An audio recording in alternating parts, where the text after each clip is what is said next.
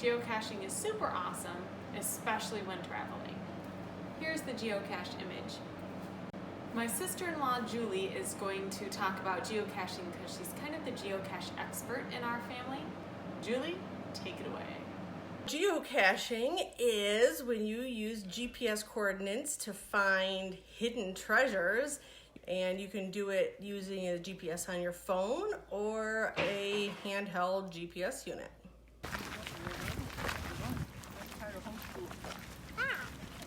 While we were visiting that Wanaka tree, my girls came towards me and on their own found a geocache. They recognized what types of places looked like geocaches could be, and my 6- and 3-year-old went ahead and found one themselves. They were so proud. Here are Juju and Abby geocaching on one of our hikes in New Zealand. It was great because they went their own pace. Often there are a lot of people who need to go a little bit slower, whether they have a backache or blisters or they're children and have short legs or whatever the reason is. Geocaching is a great excuse for those people who either want to or have to travel a little slower than another group.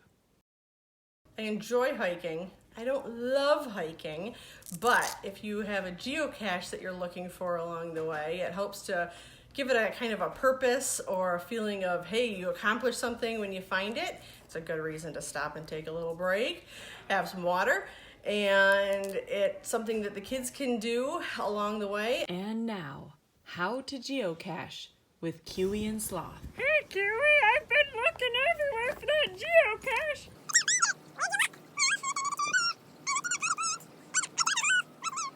What about the bush you're standing by, Slothy?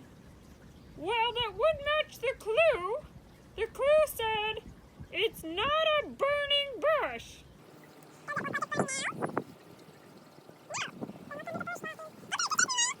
I'm a sloth.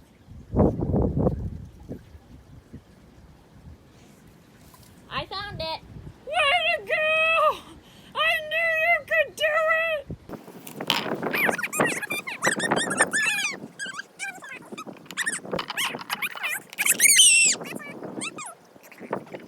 Are you gonna keep the spider? Nah, I don't have wings. I can't put it underneath. You want this thing? Yeah, put it under my flap. Kiwi's doing it. You know you're backwards? Well, I just checking out the view.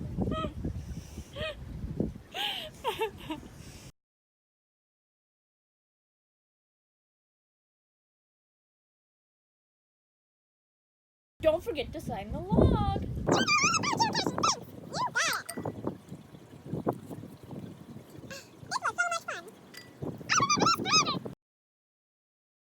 Geocaching gives you a great excuse to stop and notice the details. I wanna hold your hand. You want me to hold your hand? No. I wanna hold your hand. She found it! Sometimes there's little prizes or treasures that you can trade for, and sometimes there's just a log to sign to show that you've been there. Trackables are things that people usually buy and they put in there inside the cache. They have a QR code on them usually, and then you can see where the trackable started and where it's been. You can see its path. All right, Naya, let's see if we can find it.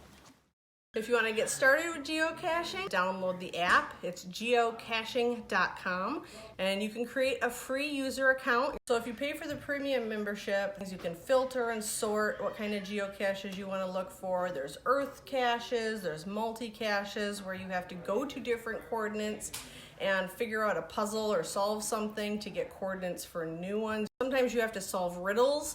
Most of them are just regular caches, and they come from anywhere of the size of a pencil eraser to, we found one the size of a shipping container.